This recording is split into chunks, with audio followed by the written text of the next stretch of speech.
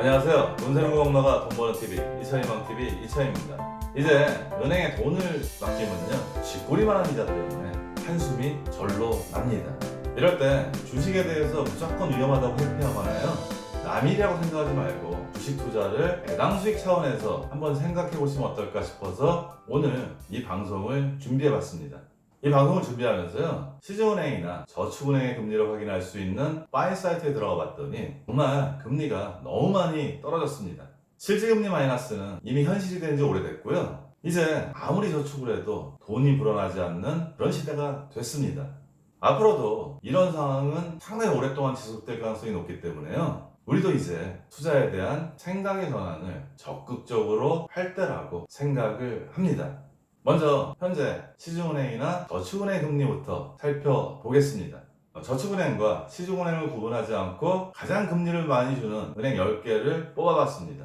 라이브저축은행이 세후이자율이 1.86%고요. 대한저축은행이 세후이자율이 1.78%입니다. 아직은 저축은행은 1% 중후반대의 이자를 그나마 챙길 수 있습니다. 하지만 많은 분들이 저축은행은 안전하지 않다고 왠지 찝찝해하셔서 이용을 잘 안 하시는 분들이 많기 때문에요. 시중은행의 이자율도 살펴봤습니다.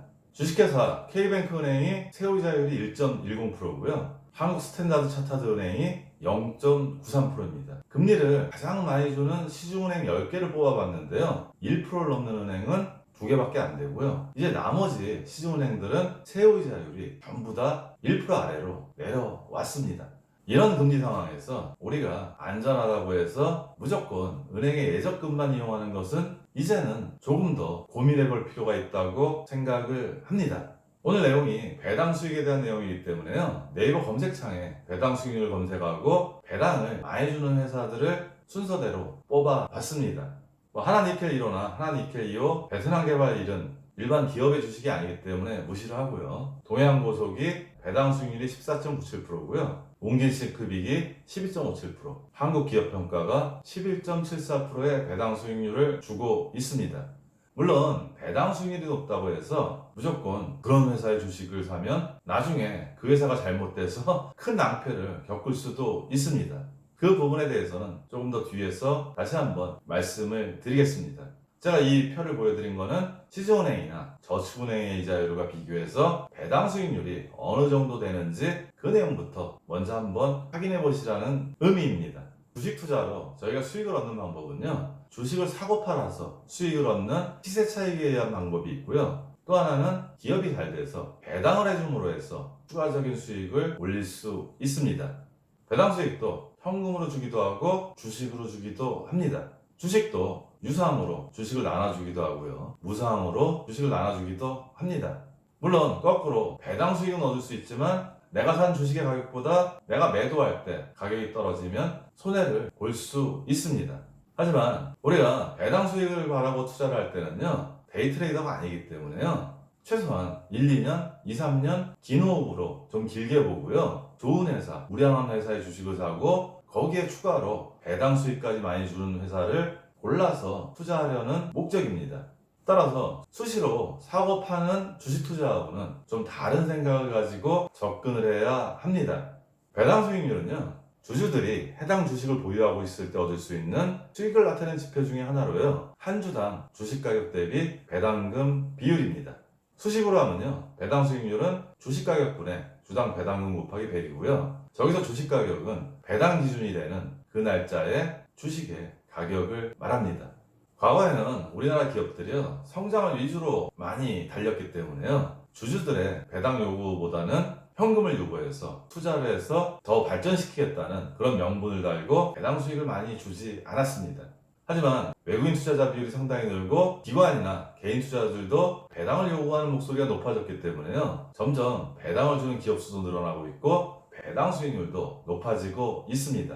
2015년에 배당 수익률이 1.74%인데요 저 때는 은행의 금리가 훨씬 더 높았습니다. 따라서 주식의 배당 수익이 그렇게 매력적이지 않았습니다.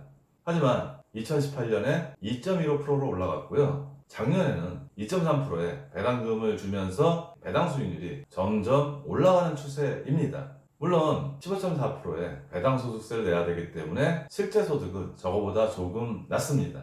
하지만 우리가 앞에서 살펴본 은행의 세후이익을 볼 때 이제 주식 투자를 해서 배당 수익을 얻는 게 유의미한 투자 수단이 될 수도 있다는 수치로는 충분히 보입니다.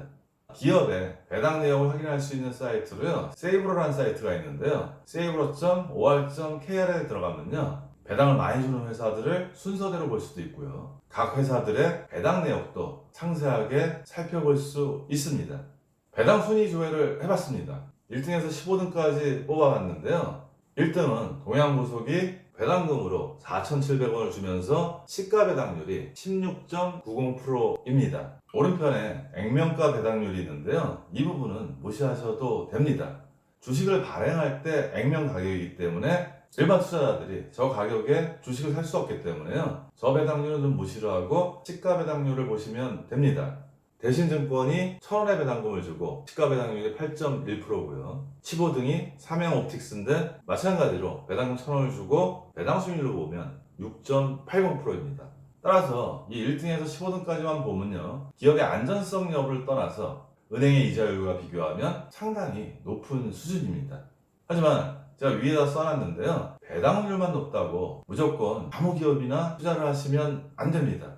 일단 우리가 배당 투자를 할 때는 좀 길게 보고 긴 호흡을 가지고 투자하는 거기 때문에요, 좋은 기업에, 우량한 기업에 투자를 하면서 이왕이면 배당 수익을 많이 챙길 수 있는 회사를 찾는 방법이기 때문에요, 배당 수익률만 높다고 해서 선택하시면 절대 안 됩니다. 최근에 2008년 글로벌 금융위기 학습 효과 때문에요, 동학 개미 운동이 일어났습니다.